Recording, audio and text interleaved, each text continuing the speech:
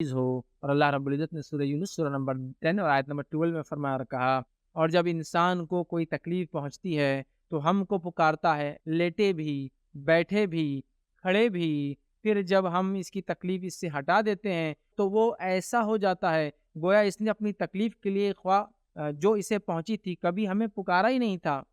इन हद से गुज़र जाने वालों के अमाल को इनके लिए इसी तरह खुशनुमा बना दिया गया है।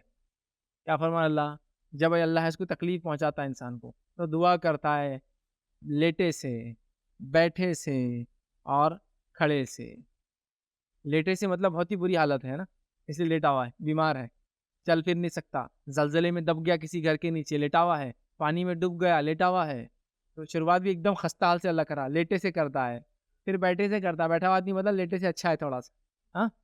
बैठे से करता है, फिर खड़े से भी करता है कभी, लेकिन जब मुसीबत हटा दे तो ऐसा हो जाता है कि जैसा कभी माँगा ही नहीं था हमसे, कभी इसको ज़रूरत ही पड़ी नहीं थी इसके रब। ऐसा कभी नहीं होना चाहिए, याद रखिए।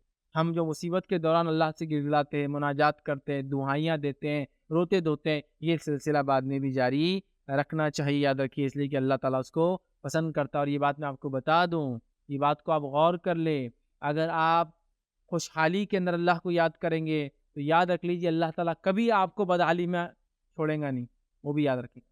अल्लाह के रसूल सल्लल्लाहु अलैहि वसल्लम ने ये बात अब्दुल्लाह इब्न अब्बास जो छोटे बच्चे थे, उनको समझाई थी तो कहा था, बेटा याद रख लो कि अगर तुम फरावानी में अल्लाह को याद रखोगे, तो अल्लाह ताला तंगदस्ती और मुसीबत में कभी तुमको नहीं छोड़ेगा, कभी नहीं भूलेगा। तुम अल्लाह को खुशहाली में याद रखो, वो तंगदस्ती में तुम्हें याद रखेगा। समझ रहे बात?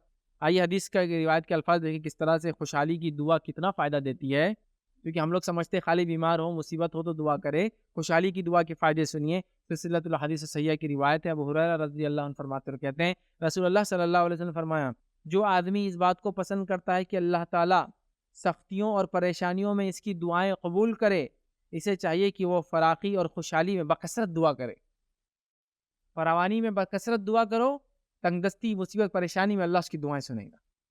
और हम उल्टा समझते हैं, हम समझते हैं मुसीबत में ही करे तो दुआ कबूल होती, बाद में कुछ करने की ज़रूरत नहीं। दूसरी रिवायत सुनिए, जामे तिर्मिज़ी की रिवायत, उबादा बिन सामित रज़ियल्लाहु अन्हु फरमाते और कहते हैं कि रसूलुल्लाह सल्लल्लाहु अलैहि वसल्लम ने फरमाया, ज़मीन पर कोई भी मुसलमान ऐसा नहीं, जो गुनाह और क़ता रहमी की दुआ छोड़कर कोई भी दुआ करता है, अल्लाह ताला इसे वो चीज़ ना देता हो, मतलब अल्लाह ताला देता ही है, ना देता हो, या इसके बदले में इसके बराबर किसी बुराई और मुसीबत को टाल देता हो।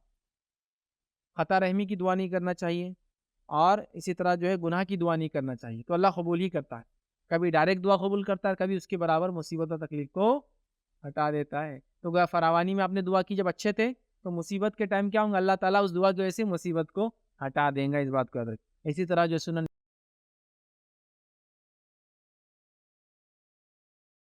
अस्सलाम वालेकुम। आप भी हमारे इस काम में ताउन करें अपनी ज़कात और सदक़ात के ज़रिए। डोनेशन डिटेल्स के लिए डोनेट अस पर क्लिक करें। अगर आपको हमारे वीडियोज़ पसंद आए हैं तो इसे शेयर करें और सबके हक़दार बनें। रोज़ाना हमारे वीडियोज़ को पाने के लिए हमारे यूट्यूब चैनल को सब्सक्राइब करें और बेल आइकन दबाएँ। हमसे दीगर सोशल मीडिया पर जुड़ने के लिए वीडियो में दिए गए आईडीज़ को सर्च करें। जज़ाकल्लाह।